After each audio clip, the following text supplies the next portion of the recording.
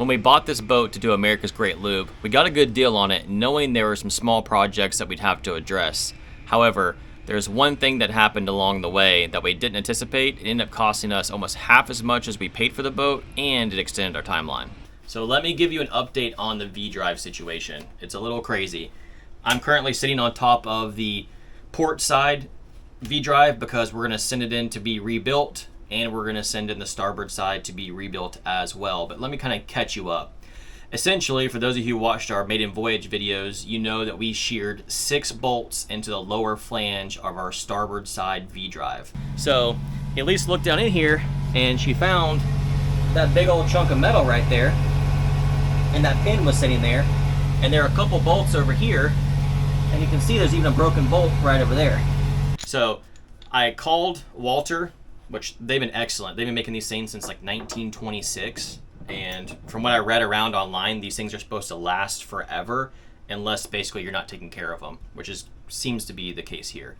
So the reason that those bolts sheared, after speaking with Walter, is they think that the bolts got loose whenever we hit the bottom, because we did run aground going idle speed and it shut that engine off.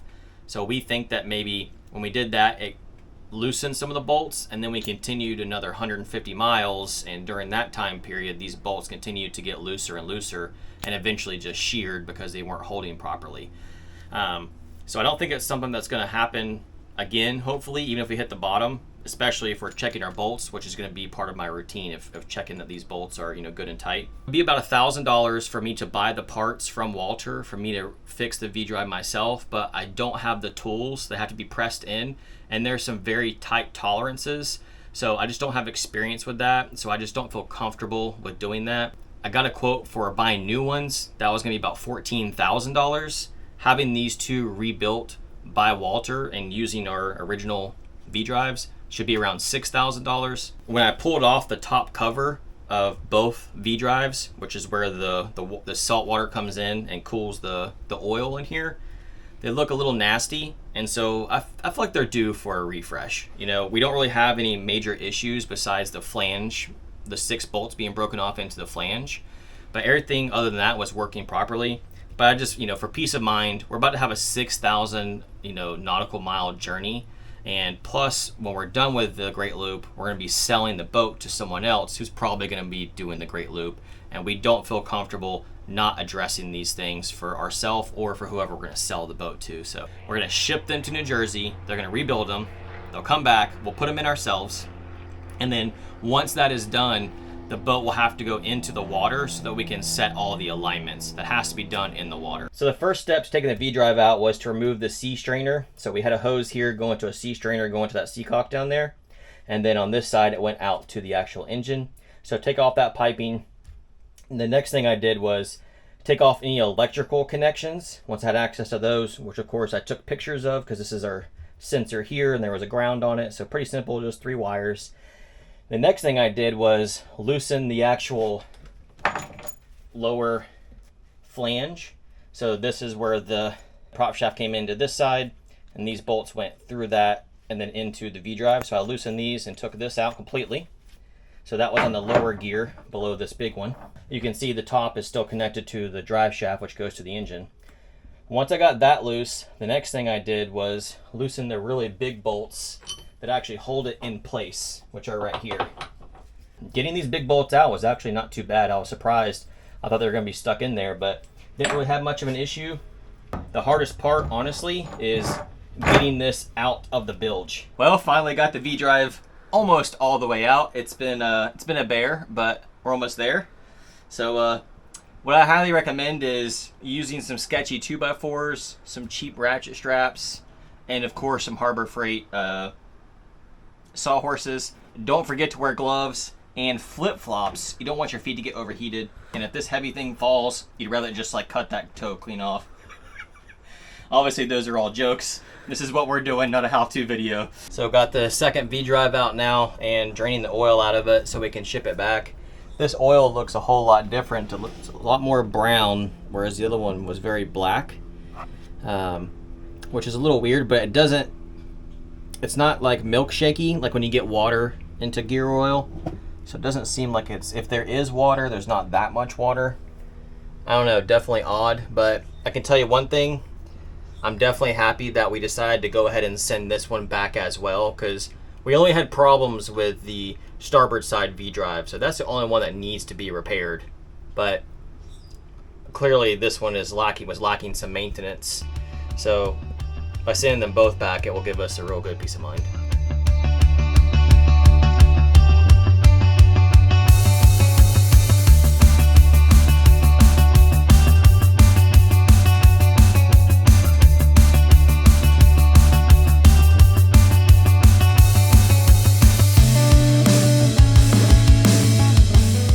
I've been able to do all these purely by my manly strength. Ignore the pry bar and hammer. Got it! Piece of cake, piece of crumb cake. Piece of cake, piece of crumb cake.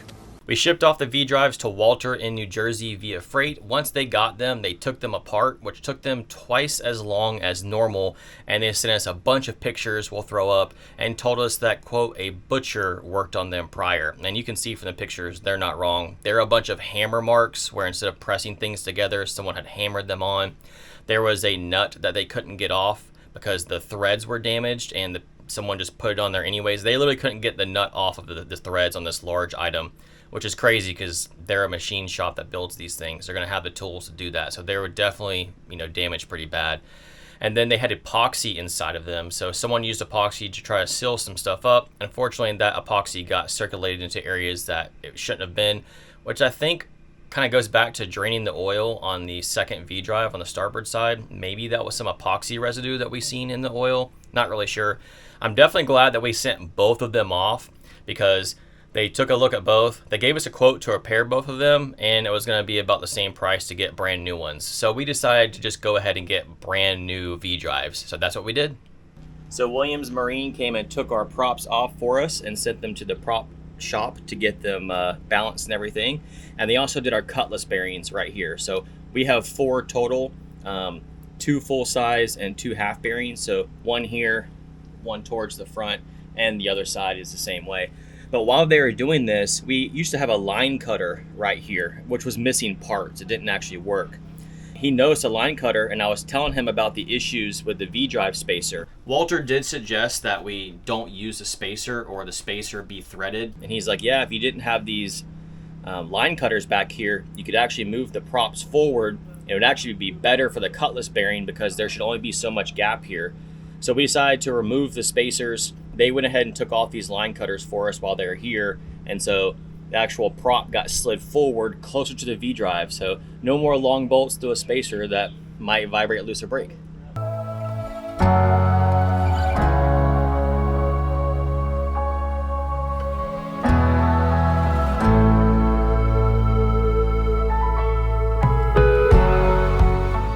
Feels so good to be bringing stuff back into the boat. Pulled these out a while ago, painted them up, and now they're going back in today. Because hopefully we'll have the V-drives in today or tomorrow. It's as easy as 1, 2, and 3. Click.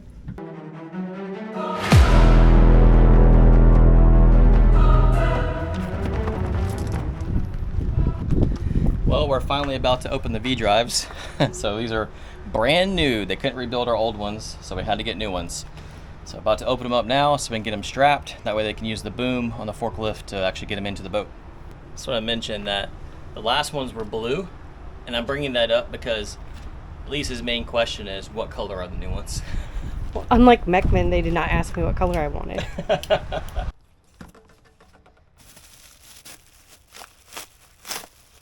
Blue! Same colors before.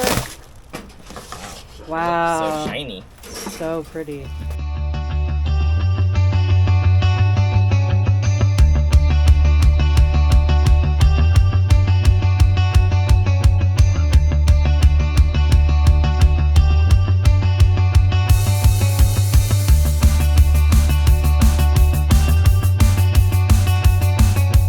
We got the brand new V-drives onto the boat, which was a task in itself, but now we have the monumental task of getting them back down into the actual holes, which is kind of crazy.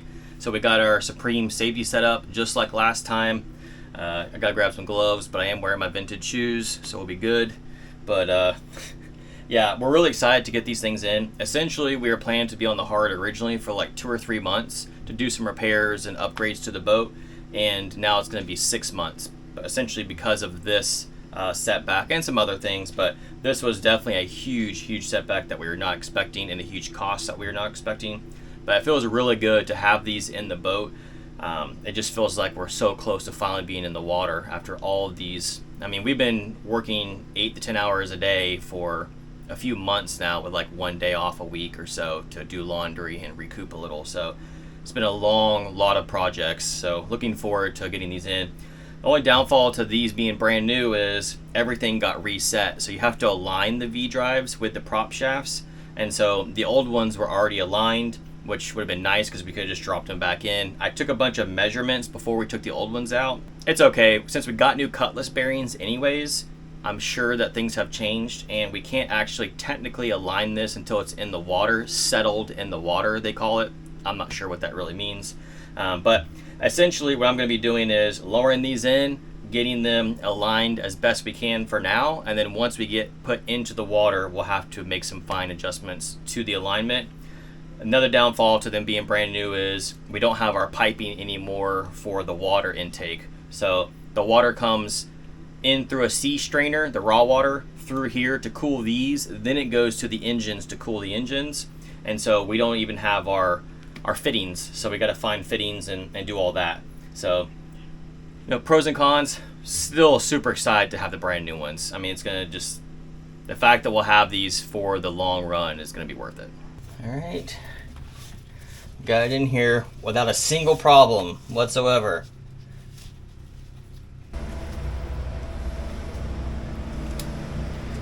Okay, number 2 is officially in, lowered into place. This one went a lot more smooth than the other side, lessons learned. So I'm about an hour and a half into adjusting the V-drive over here, and I think I got it good enough. I'm within 3/1000ths of an inch, so can you see that? It is thinner than my fingernail. For the metric folks, it is 0.08 millimeters, so very thin. So I can get this feeler gauge into the sides and the bottom, but not the top. And if I go to the next size up, I can't get in anywhere. So I think that's good enough. The prop shaft itself could be sagging a little, which is why it might be touching at the top. That's my theory. Now, originally when we pulled the V-drives out, I couldn't get the pin or the key out of the drive shaft to be able to slide it in or out. When I took the drive shafts out and cleaned them up and painted them, I kind of forgot about that. I wish I would have taken the time to pull the key out, but I didn't want to adjust the length or anything.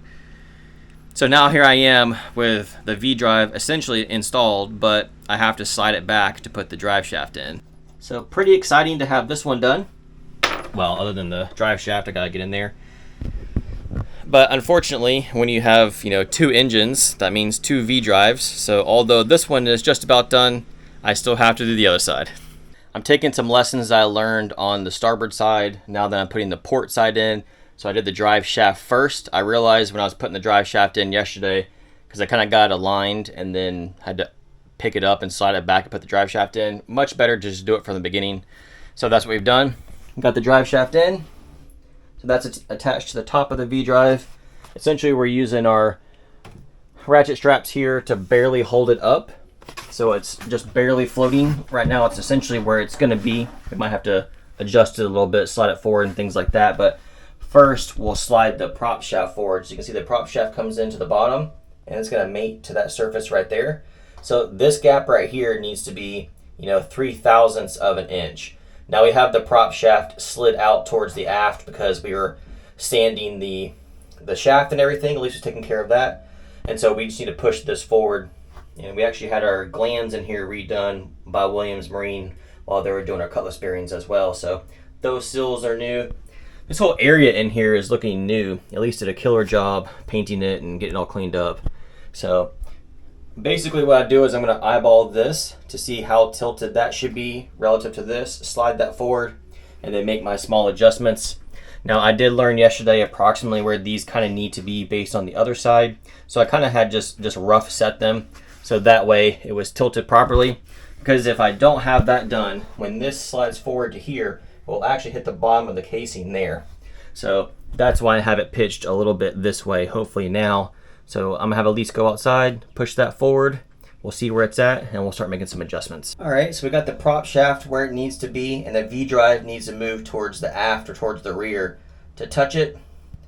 So we took some measurements, and we know where that's supposed to be located at. And also, this gap here is not correct. The whole V-drive needs to go that direction.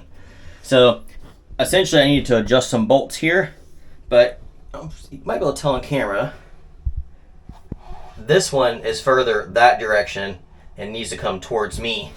So the whole V-drive needs to come this direction a little bit, which means I need to adjust these bolts to slide it this way. And then it also looks like the pitch is not correct. It looks like maybe it's tilted like this a little too far, so I need to do this. To adjust the pitch, I need to tighten this one and push that bolt down and loosen this one. So that should do this. But I have to loosen these as well because these hold it in place. These allow it to go up and down, but I need it to kind of twist. So essentially, I've loosened my lock nut, tightened this down so it doesn't move. Now I'm going to loosen these. Kind of hear it's binding a little. Okay, that's loose. Sorry, it's hard to hold the camera and use the wrench. And now I need to do this side. This right here is a little bit of a bear because the oil line's in the way. Alright. If I loosen these too much, then it will start to gap away at the bracket right here in this area. So I gotta be careful. You can see this one's kind of gapped just a little bit. So it's a little bit of playing the game of adjusting this, loosening that, not loosening it too far, over and over again. So now I can look at our pitch. Still seems like it's a little wrong. So I'm going to adjust this some more. And I may have to actually kind of move the V-drive around, shake it a little bit, because sometimes it kind of gets stuck on these bolts and it will kind of like settle.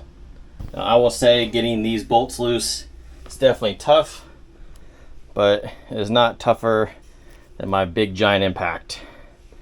So I was able to get 3 of them. Unfortunately, the oil line is right in the way of getting to that with the impact. So I got the wrench on there and a good old dead blow hammer. See if that does the trick. There we go. Got to move a little. Reset this. I don't have much room. Still can't do it by hand.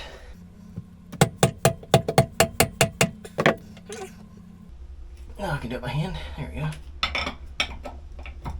I'm sure a lot of you have used an impact before, but essentially it's kind of doing what the hammer does. You know, it's rotating to hit that bolt over and over again. That's why it goes dugga dugga dugga dugga dugga, because it's going back and forth with a hammer.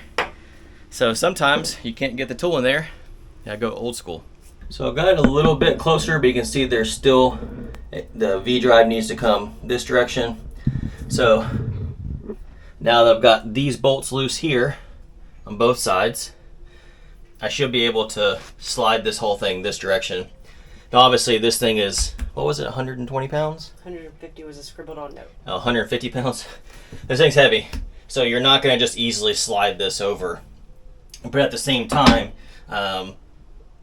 you know, you don't want to have to keep winching it and all this stuff. So it's best to just shimmy things like this. So I'm pretty close to where I need to be. So all I'm doing is grabbing it, pulling it towards me, rocking it a little bit, and now it's a whole lot closer. Still need to do a little bit more, but it is closer. So if I shimmy it some more, there we go. Now it looks a little more even. Just use it as a straight edge for a second. You can see what I'm talking about here. You can see how there's a little bit of a gap. You see how it's touching here, but it's not touching there. I want these to be flush with each other, see? So I need to bring this one just a little bit closer to me.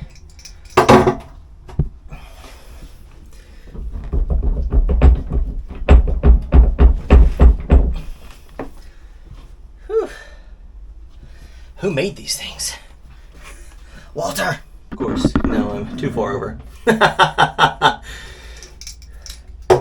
So, I need to shimmy the other way. Oh, here we go. Look at that, that's dead on. Take it. Now I got it, pretty close, but as soon as I tighten all these bolts, things are gonna change a little bit. So unfortunately, I'm gonna have to tighten the bolts up, kind of see where it sits, and I might have to loosen them just a little bit less, move it a little bit, retighten, rinse and repeat. Once I got that shimmied into place, I made some adjustments for my pitch, and it lined up really good, so I went ahead and put the bolts in it. Now, of course, I checked my tolerances, so it's within 3/1000ths of an inch. So check that. Everything is tight. I need to go ahead and put my locking bolts down for the pitch. And then over here, I still need to put the oil pressure sensor in. So that just threads in right here, which has 2 wires to it, very simple. And then I gotta put the ground on right here. Other than putting it in the water and loosening the bolts, checking the tolerances, making the adjustments that need to be done, the V-drives are in. So as far as I'm concerned, that is a huge, huge win, because with the V-drives, we can actually drive the boat again. We're going on the loop! Exactly. We're super excited to have all the running gear in tip-top shape because we have a 6,000 nautical mile journey ahead of us. And obviously we're very excited to have the V-drives finally in. So when we use the engine, the propellers actually move out here. That is a huge thing that we need for the powerboat. Now, if you're wondering how much this cost us, we had to spend some money to send the old V-drives to Walter, which was a cost that we could have skipped if we just bought new ones, but we didn't know and we sent them off. Then we bought new V-drives, and of course we had to buy some more parts for the V-drives to actually get them installed. So that total price was right around $14,000. I'll put it over here.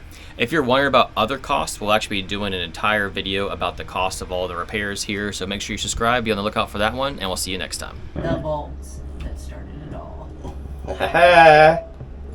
Get in there. Get in your home. I'm not using the audio. It's a happy going reference.